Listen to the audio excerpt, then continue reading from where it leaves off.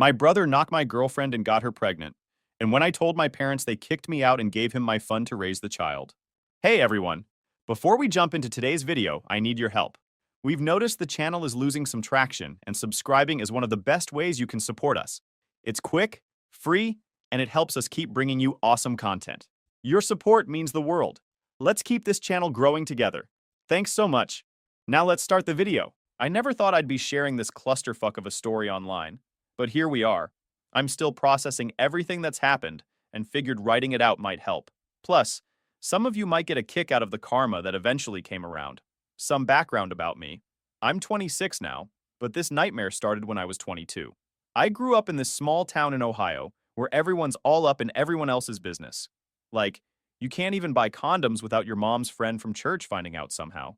My parents are these hardcore Christians who basically live at First Community Fellowship. My dad works as an insurance adjuster, making around $65,000 a year, and my mom's a part-time elementary school secretary who spends the rest of her time volunteering at church or gossiping with the other church ladies. We were middle class, I guess. Nice enough house in a decent neighborhood, regular family vacations to places like Myrtle Beach, that kind of thing. Nothing fancy, but comfortable. My parents were big on traditional values, which basically meant my dad made all the important decisions, and my mom nodded along while quoting Bible verses about being submissive. They were strict with me, but weirdly lenient with my younger brother. More on that bullshit later. I busted my ass through high school. I wasn't valedictorian or anything, but I graduated with a 3.7 GPA, was captain of the wrestling team, and did all that volunteer crap colleges like to see on applications. I landed a partial scholarship to State University for mechanical engineering. Not a full ride, but enough to make it somewhat affordable if I worked part-time. I got a job at Patterson's auto shop working 25 to 30 hours a week changing oil, rotating tires, and eventually doing more complex repairs. Jim Patterson, the owner, was this gruff older dude who didn't talk much, but was fair and paid me decent money considering I was still learning. Between what I made there and summers working construction, I had managed to save about $23,000 for college by my sophomore year. Here's where I made my first big mistake. My parents convinced me to let them manage this money for me. They set up some kind of educational account that they controlled for tax purposes. I trusted them completely. Why wouldn't I? They were my parents, and they'd always talked about how important my education was. Plus, my dad was always bragging about his financial know-how and how he was teaching a Dave Ramsey course at church. I figured he knew what he was doing. Then there's my brother, Mike. This dude was always the golden child despite being a complete fuck-up. 2 years younger than me, so he was 20 when all this went down. He'd already failed out of community college twice. The first time because he wasn't being challenged enough, and the second time because the professors had it out for him. At least that's what my parents told everyone at church. Mike never held a job longer than 3 months. He worked at a grocery store until he got caught taking extra breaks. Then at a fast food place until he kept showing up late. Then at the mall selling cell phones until he got fired for flirting with customers instead of, actually selling phones. But no matter how many times he screwed up, my parents always made excuses for him. Mike's just finding his path. Mike's so creative and the traditional education system doesn't accommodate his learning style. Mike just marches to his own drummer. Mike's an entrepreneur at heart. Meanwhile, I was killing myself working and studying, and they acted like that was just the bare minimum expected of me. Classic golden child/scapegoat dynamic that I was too deep in to recognize. I met Chelsea during my sophomore year at a campus coffee shop. I was studying for a thermodynamics exam, and she sat down at my table because the place was packed. She was gorgeous. Long red hair, green eyes, curves in all the right places. The kind of girl I figured would never look twice at me. But we got talking, and she actually seemed interested. Chelsea was studying business administration and worked part-time as a waitress at this fancy steakhouse downtown. She made killer tips and always had the latest iPhone, designer bags, and those expensive-ass Lululemon leggings. I thought she was ambitious, but looking back, I should have seen the red flags. She was always talking about wanting to live in a big house in the suburbs and drive a luxury car someday. Classic gold digger signs that my dumbass was too blind to see because, well, hot redhead showing interest in engineering nerd. We started dating, and for almost 2 years, things seemed pretty good. I wasn't rolling in cash, but I always made sure to take her out somewhere nice on weekends, buy her thoughtful gifts for birthdays and our anniversary, that kind of thing. She'd come over to my crappy apartment, and we'd cook dinner. Well, I'd cook while she watched TikTok videos, and then watch Netflix. pretty normal college relationship stuff. My buddy Derek, who worked IT at the university, tried to warn me once. He and I had been friends since freshman orientation. Smart guy, kind of awkward socially, but loyal as hell. Dude, I've seen Chelsea hanging out with different guys on campus, he told me about a year into my relationship with her. Like, hanging all over them at parties and stuff. I blew him off, and we actually got into a fight about it. I accused him of being jealous because he couldn't get a girlfriend. We didn't speak for almost a month after that. Wish I'd listened to him now. Could have saved myself a world of pain. During this time, I brought Chelsea home to meet my family pretty regularly. Sunday dinners were mandatory in my family. My mom would lose her mind if I tried to skip one. My parents seemed to like Chelsea at first. She knew exactly how to act around them. All polite and interested in my mom's church gossip and my dad's boring insurance stories. Mike, though, I should have noticed how he looked at her from the beginning, always finding excuses to sit next to her at dinner or offer to show her improvements he'd made to his room, aka the posters he'd hung up. I caught him staring at her ass a few times, but I figured that was just normal guy behavior. Didn't realize he was plotting to stab me in the back the whole time. It was a Thursday night in April when Chelsea dropped the bomb. I remember it clearly because I had just finished a 10-hour shift at the shop and had grease under my fingernails that wouldn't come out no matter how hard I scrubbed. I was exhausted and had an early class the next morning. All I wanted was to shower and crash. Chelsea was sitting on my shitty apartment couch when I got home. She was dressed nicer than usual and had this weird expression on her face. Kind of serious, but also satisfied? Like she'd just pulled off something clever. "We need to talk," she said, patting the cushion next to her. Those 4 words are never good news. I sat down, already dreading whatever was coming. "I'm pregnant," she said, not even looking upset about it. More like triumphant? I felt like someone had punched me in the gut and then kicked me while I was down. "Are you sure?" was all I could say. Stupid question, I know. She nodded and pulled out a positive pregnancy test from her purse. Then another one. I took 3 different tests. I'm about 6 weeks along. My mind was racing. We used protection. Not perfectly, I'll admit, but most of the time. The odds seemed low, but obviously not impossible. "Okay," I said slowly. "We need to figure this out. What do you want to do?" I was trying to be supportive while internally freaking the fuck out. I was only 22, halfway through my degree, working for slightly above minimum wage. How the hell was I supposed to support a kid? Chelsea started talking about how we needed to step up and be adults now. How she was thinking about dropping out of school to focus on being a mom. How we should get married soon because she didn't want to be showing in the wedding photos. She had this whole life planned out in the span of apparently a few hours. "I've already told my parents," she said. "They're not happy about the timing, but they'll support us." "You told your parents before telling me?" I asked, feeling blindsided. "I needed advice from my mom," she said. Like that explained everything. "Oh, and I think we should tell your parents this Sunday at dinner. They're going to be grandparents." She seemed way too excited for someone whose life plans were supposedly being derailed. I was still in shock, but I agreed we'd tell my parents that weekend. I figured they'd be disappointed in me. Probably give me some lecture about premarital sex and sinning, but ultimately, they'd help us figure it out. Over the next few weeks, we had these long talks about the future. Chelsea suddenly wanted to move out of her apartment and into a bigger place for the baby. Never mind that the baby was the size of a pea and wouldn't need its own room for at least a year. I started picking up even more hours at the shop, working 40-plus hour weeks on top of my classes. I was fucking exhausted but determined to make it work somehow. Chelsea started looking at bigger apartments we couldn't afford and making Pinterest boards for the nursery. She even jokingly sent me links to engagement rings that cost more than my car. When I gently suggested we might need to be more realistic about our budget, she accused me of not being excited about the baby.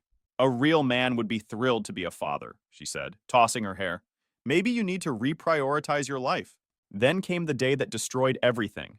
I was at my parents' house for Sunday dinner, this mandatory family gathering they insisted on every week. Chelsea was there too, already talking to my mom about baby names and nursery themes. She'd been so eager to tell them about the pregnancy, and while they were initially a bit awkward about it, especially when my dad asked if we were getting married and when, they'd pretty quickly adjusted to the idea of becoming grandparents. Mike was being his usual dickish self, making these smug comments about how I'd have to drop out of school now and how I'd trapped myself with Chelsea. He kept offering her food and drinks, being weirdly attentive in a way that annoyed me, but didn't raise any real suspicions yet. I went to the bathroom and accidentally left my phone on the table. When I came back, Chelsea's face was white and she was staring at my screen. Everyone else at the table had gone quiet too.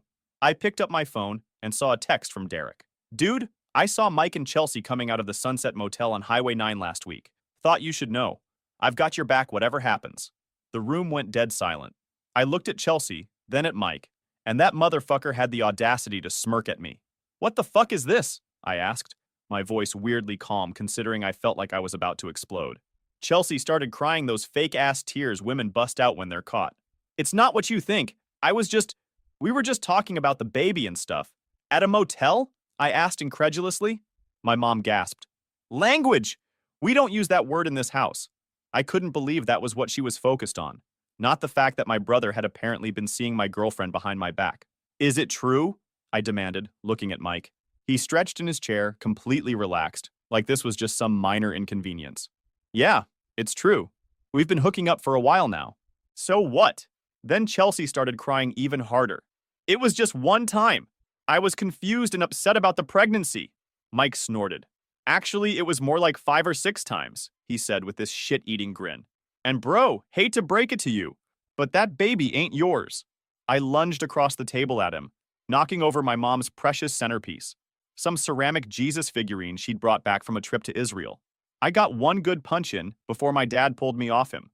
Mike just laughed and wiped the blood from his lip. You're just mad because she came to a real man instead of some grease monkey who can barely afford ramen, he spat. At least I know how to satisfy her. The worst part? My parents just stood there, not saying a fucking word about what Mike had done. My mom was more upset about her broken Jesus statue than the fact that her younger son had betrayed her older son in the worst possible way. Instead, my mom started going on about how violence isn't the answer, and how God works in mysterious ways. My dad just stood there with his hand on my shoulder, gripping too tight, like I was the one who needed to be restrained. When I finally calmed down enough to speak, I asked Chelsea directly, "Is the baby Mike's?" She looked down at her hands and nodded. I'm sorry, but yeah, we did a blood test last week. Last week? They'd known for a week and no one thought to tell me? I'd been picking up extra shifts, skipping study sessions, looking at shitty 2-bedroom apartments, all for a baby that wasn't even mine. How long? I asked, my voice hollow. How long has this been going on? Chelsea and Mike exchanged glances. Since Christmas, she admitted. Christmas. That was 4 months ago. While I was buying her a necklace I could barely afford and taking her to a nice restaurant for our anniversary, she was screwing my brother, probably laughing at me behind my back the whole time. Then, Chelsea had the fucking nerve to start talking about her needs and how I was emotionally unavailable because I was always working or studying. Like that justified screwing my brother and lying about the baby. I never meant to hurt you, she said, dabbing at her eyes with a tissue. But Mike understands me in a way you never did. Plus, he has real potential. He's just been held back by the system. I almost laughed. Mike had potential? The guy who couldn't even show up on time to a job at McDonald's? The guy who was still living at home at 20, playing video games all day and contributing nothing? So what now? I asked, looking between all of them. Were you just going to let me think the baby was mine forever? Have me support another man's kid? My brother's kid? We were going to tell you, Chelsea said weakly. Eventually. After I'd signed the birth certificate, I asked. After I'd dropped out of school to support you? What was the plan exactly? Mike leaned back in his chair. Look, bro, it's not that complicated. Chelsea and I are together now. She's having my baby. You're the odd man out. Maybe it's time for you to move on. I couldn't believe what I was hearing. The casual cruelty of it all was astounding. My brother, my girlfriend of 2 years, my parents just standing there, not defending me, not expressing outrage at what had happened. I turned to my parents. Did you know about this? They exchanged glances. We suspected something might be happening, my dad admitted. Mike confided in us a few weeks ago. And you didn't think to tell me? I was shouting now. You let me walk around like an idiot, planning for a baby that isn't mine? We thought it was something you young people needed to work out yourselves, my mom said primly. And honestly, we were praying that things would resolve in a way that kept the baby in a stable family environment. That's when it hit me. They weren't upset about Mike's betrayal because they saw it as a solution. Mike would finally have to grow up and be responsible. He'd have to get a job, support a child. And in their eyes, that was worth sacrificing my happiness and future. The shitstorm that followed was epic. My parents sat me down the next day for a family meeting. Mike and Chelsea were there too, holding hands like they were the victims in all this. Chelsea had spent the night at our family home, apparently. In my old room, most likely. The thought made me sick. Son, my dad started, his pastor voice on full blast. We've been praying about this situation, and we believe God has a plan here. A plan? I repeated. What kind of plan involves my brother fucking my girlfriend? My mom gasped like I'd just taken a dump on her Bible. Language? The Lord is testing all of us right now. Then came the kicker. They started talking about how Mike and Chelsea were going to need support with the baby, how they were young and in love, and deserved a chance to start their family right. We think it's best if they move into your old room, my dad said. It's bigger and would make a nice nursery. I couldn't believe what I was hearing. My room? I don't even live here anymore, but you're giving away my space? But you still have things stored here, my mom pointed out. Like that justified everything. All those boxes in the closet, your old trophies. And we've been thinking, my dad continued, clearing his throat. The money in your college fund would really help them get started. Mike jumped in then, his voice dripping with fake concern. Look, bro, I know this is hard, but you're almost done with school anyway. And you're always bragging about how much you make at that shop. Chelsea and I need that money more than you do right now. Chelsea nodded eagerly. We were thinking we could use it for a down payment on a house. Something with at least 3 bedrooms and a yard for the baby. Nothing fancy, just something in the Oak Ridge subdivision. Oak Ridge was the most expensive neighborhood in town. My blood was boiling. That's my money. I worked for it. My dad's face hardened. Actually, the account is in our names. Legally, it's our decision how it's used. I felt like I'd been punched in the gut. They were really going to take my $23,000. Money I'd sweated and bled for, money that was supposed to help me finish my degree, and give it to Mike and Chelsea? For their baby? A baby that existed because they'd betrayed me? This is insane, I said, standing up. You can't seriously expect me to be okay with this. No one's asking you to be okay with it, my dad said coldly. We're telling you what's going to happen. And what about me? I asked. What about my future? My degree? My mom patted my hand condescendingly. You're so smart and resourceful. You'll figure something out. Mike and Chelsea, they need more help right now. And maybe this is God's way of teaching you humility, my dad added. You've always been so prideful about your achievements. I lost it then. I told them exactly what I thought of their divine plan and their precious Mike. I told Chelsea she was a gold-digging whore who would regret hooking up with a loser like my brother. I told Mike he was a pathetic excuse for a man who couldn't earn anything on his own merit, so he had to steal from me. My girlfriend, my money, my future. My dad stood up so fast his chair fell over. That's enough! Until you can accept God's will and apologize to your brother and Chelsea, you're not welcome in this house.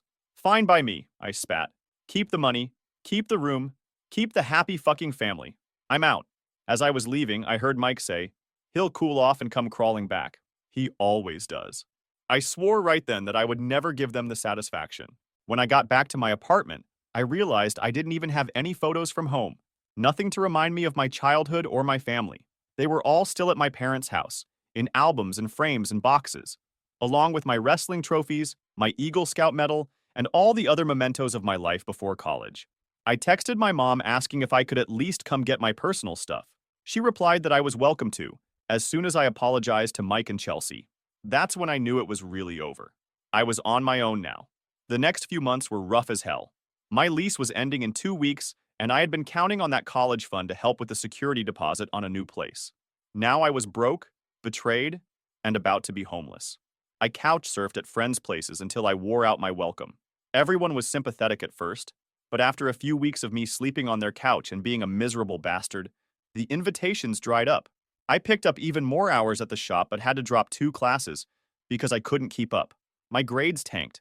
I was basically surviving on energy drinks and dollar menu burgers. Derek was the only one who really had my back.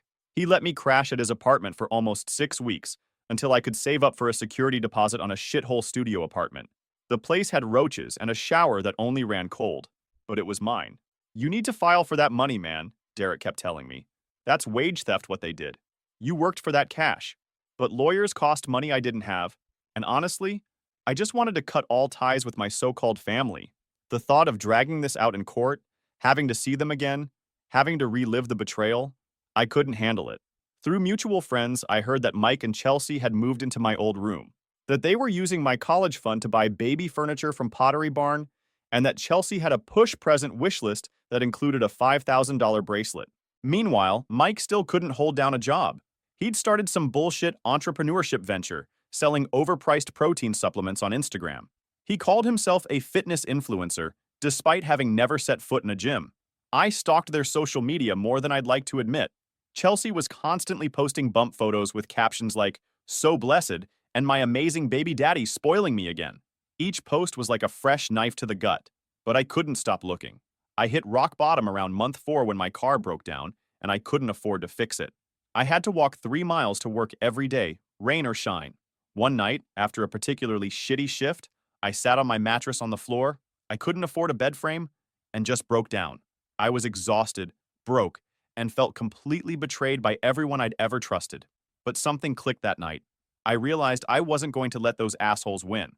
I wasn't going to be the pathetic ex-boyfriend brother who never recovered. I'd worked too hard, come too far to let them destroy me. The next day, I talked to my boss, Jim, about my situation. Jim was a gruff old dude who'd been running the shop for 30 years and didn't take shit from anyone. He'd seen me coming in looking progressively worse over the past few months, but hadn't said anything. "Kid, you're one of the best mechanics I've seen," he told me after I explained what had happened. "Tell you what, I need someone to manage the shop on weekends. Position comes with a $3 per hour raise, and you can work on your own car after hours." It wasn't a fortune, but it was a start. I buckled down, fixed my car, and forced myself to focus on school again. I connected with a professor who helped me get a research assistant position that paid decent money and looked good on my resume. Between the two jobs, I was working almost 60 hours a week on top of classes, but I was surviving. I cut all social media connections to my family in Chelsea. I changed my phone number. I moved to a slightly better apartment where the shower sometimes ran hot. I ate a lot of ramen and peanut butter sandwiches. I didn't date. I didn't party. I just worked and studied and slept when I could. It was a miserable existence, but it was forward motion. And every day that passed, every paycheck I earned, every test I aced, they were all little victories in my personal war against giving up. The hardest part was the loneliness. I'd lost not just my girlfriend, but my entire family in one fell swoop. Holidays were the worst. That first Thanksgiving, I worked a double shift at the shop and then went home and ate a microwave turkey dinner alone. Christmas was even worse. I volunteered to work so other employees could be with their families, then went home to my empty apartment and cried like a baby. But I kept pushing forward, one foot in front of the other, one day at a time. Fast forward 2 years. I graduated with my engineering degree. Barely, but I made it. Jim connected me with his brother-in-law, who ran a manufacturing company that built custom parts for luxury vehicles. I landed an entry-level engineering job there, making $68,000, more than my dad ever made. I moved into a decent apartment, bought a used but reliable car, and started paying off my student loans. For the first time in years, I felt like I could breathe. I even started dating again. Nothing serious, just casual stuff. I wasn't about to trust anyone with my heart after what Chelsea did. Then I met Zoe at a work event. She was an environmental lawyer who consulted for our company on compliance issues. Smart, independent, paid her own way, and didn't take shit from anyone. Basically the anti-Chelsea. We hit it off, and for the first time, I started to think maybe not all women were gold-digging opportunists.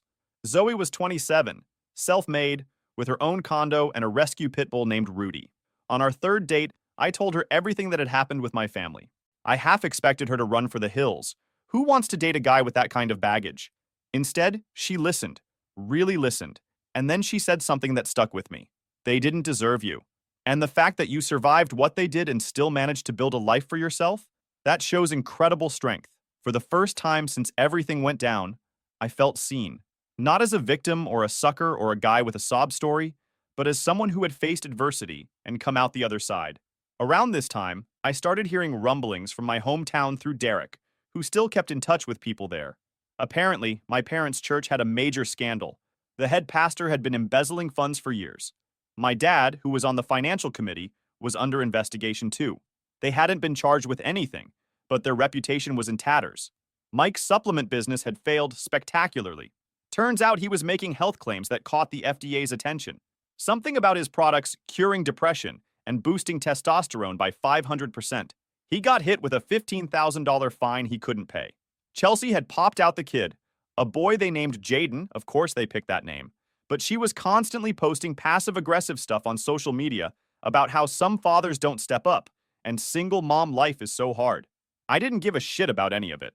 I was focused on my own life, getting promoted, and building something real with Zoe. She moved in with me after 8 months, bringing Rudy and her enormous book collection. We talked about buying a house together. Then the first call came. It was a Tuesday evening. Zoe and I were making dinner together.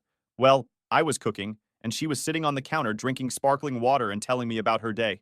My phone rang with a number I hadn't seen in over 2 years. My mother. I showed Zoe the screen. It's my mom. She raised her eyebrows. Are you going to answer it? I almost didn't, but part of me was curious, and another part wanted her to know that I was doing just fine without them. I think I will. I'll give you some privacy, Zoe said, grabbing Rudy's leash for a walk. But I shook my head. Stay. Please. I want you to hear this. I put the phone on speaker. Hello? Oh, sweetie. My mom sobbed. We've been trying to reach you. They're really bad. Long story short, my dad had been charged as an accessory in the church embezzlement scheme. Turns out he'd been looking the other way while the pastor siphoned money from the building fund. He'd lost his job, and they were drowning in legal fees. The house was in foreclosure.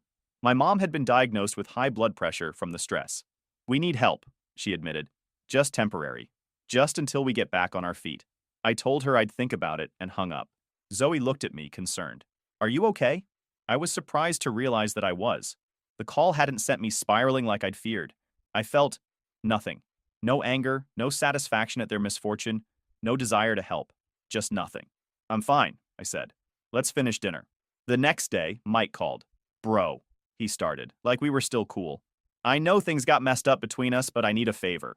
Chelsea left me, man. Took Jaden with her. She's suing for child support, but I don't have a job right now. I'm staying with mom and dad, but they can't even help themselves. I let him ramble for 5 minutes about how hard his life was now. How Chelsea had changed after the baby and became a total feminazi who expected him to actually parent and shit.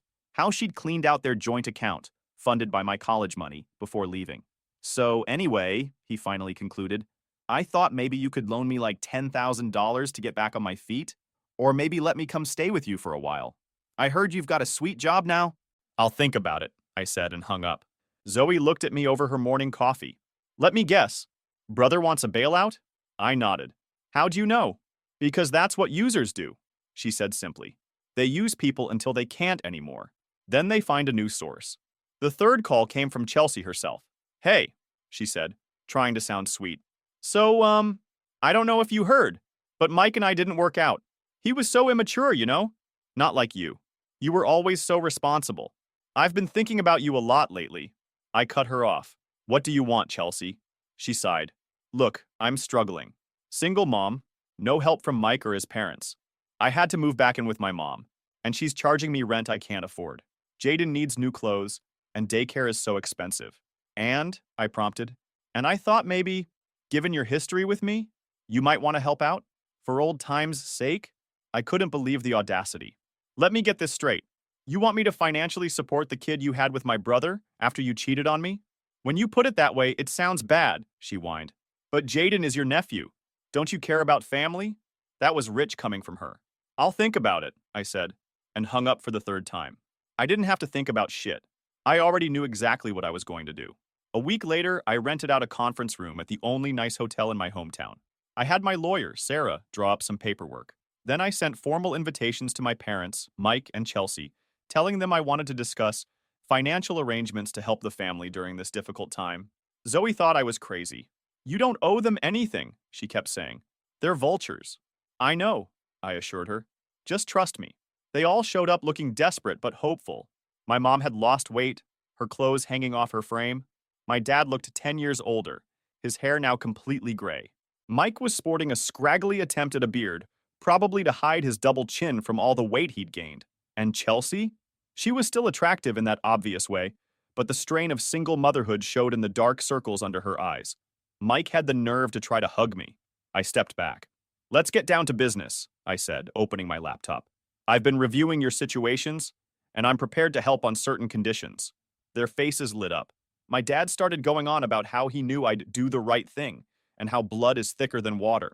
I nodded to Sarah, who handed out the documents. These are legally binding contracts. I'm willing to provide financial support under the following terms. I pulled up a PowerPoint presentation I'd prepared. Zoe had helped me make it look professional as hell. First, I'll pay off the remaining mortgage on the house, approximately $112,000, so you won't be foreclosed on, I told my parents. Their eyes widened. In exchange, you'll sign the house over to me. You can continue living there, paying me rent at 20% below market rate. My dad's mouth opened and closed like a fish. But that's our home. Was your home? I corrected. Before you decided to steal my college fund and kick me out, I turned to Mike. For you, I'm offering to cover your legal fees and set up a payment plan for your FDA fines. In exchange, you'll work as a janitor at my company's facility. The job pays $14 an hour with no benefits. You'll also sign this document acknowledging that you deliberately pursued a relationship with Chelsea to hurt me. Mike turned red. That's bullshit. I'm not signing that. Then you can figure out your own mess, I shrugged. Finally, I turned to Chelsea. For Jaden, not for you. I'll set up a trust fund of $20,000 for his education. The money goes directly to the school when he's 18, and only if he maintains a 3.0 GPA. You get nothing. Chelsea burst into tears. But what about me? How am I supposed to live? Get a job, I suggested. Or find another sucker to leech off of. My mom was sobbing now. This isn't Christian forgiveness. This isn't what family does. I laughed. You forfeited the right to talk to me about family when you chose Mike over me, when you stole my money and gave it to them, when you kicked me out and left me with nothing. But we're desperate, my dad pleaded. We'll lose everything. Like I lost everything? I countered. These are my terms. Take them or leave them. You have 24 hours to decide. I stood up and buttoned my suit jacket. Sarah collected the unsigned contracts. Wait, Mike called as I reached the door. What if we don't sign? What will you do? I turned back with a smile. Nothing. I'll go back to my successful career and happy relationship and continue living my best life. You'll continue spiraling into poverty and desperation. Either way, I win. I walked out feeling lighter than I had in years. Zoe was waiting for me in the hotel bar. How'd it go? She asked. Exactly as expected, I replied, loosening my tie. They looked like they were about to have collective heart attacks. Think they'll sign? I shrugged. Doesn't matter to me. The sweet revenge was seeing their faces when they realized I didn't need them. They needed me, and that I had the power to help them. Or not. 2 days later, Sarah called to tell me my parents had signed the house over to me. Mike had initially refused the janitor job, but changed his mind when he was served with court papers for the unpaid FDA fines. Chelsea tried to contest the terms of Jaden's trust fund, arguing that she needed money now, not years in the future. But my lawyer shut that down fast. I've never visited the house since they signed it over. I have a property management company collect the rent. Mike lasted exactly 3 weeks at the janitor job before getting fired for sleeping in a supply closet during his shift. Chelsea tried calling me twice more to beg for money, then gave up. Last I heard, Mike moved in with some other girl he met online, probably his next victim. Chelsea's working double shifts at a diner and complaining on social media about how hard her life is. My parents are still in the house, my house now, living on my dad's much-reduced retirement after the legal fees ate most of their savings. Sometimes people ask if I feel bad about what I did. The answer is no. I don't feel bad, and I don't feel particularly good either. I just feel free. Free from the weight of their expectations, their manipulation, their betrayal. I married Zoe last spring in a small ceremony. Derek was my best man. Jim walked Zoe down the aisle since her parents are no longer in the picture. We bought a house in a different state and are thinking about starting a family soon. I don't know if what I did counts as forgiveness, but watching them grovel for the same mercy they never showed me, that felt like fucking justice. Sometimes, the best revenge isn't about getting even. It's about rising so far above your enemies that they have to strain their necks just to see how far they'd have to climb to reach you. And me? I'm still climbing higher every day. Did you enjoy my story? What a journey it has been. I truly wonder, what would you have done if you were in my shoes? Would you have chosen silence to keep the peace, or would you have done what I did to reclaim your dignity? Let's meet in the comments below. I'm so curious to hear your thoughts. I'm reading every single one. Which city are you listening from tonight? If my story resonated with you, you can support me and help me bring more stories like this to the world by sending a super thanks. Your sweet support means the world to me and allows me to continue this journey with all of you. On the screen now, you can see 2 new life stories that I highly recommend you watch next. There are so many more on my channel, each with its own lessons and triumphs. Don't forget to subscribe and click the notification bell so you never miss a new chapter. Thank you for being here with me. Until the next story, with love and respect.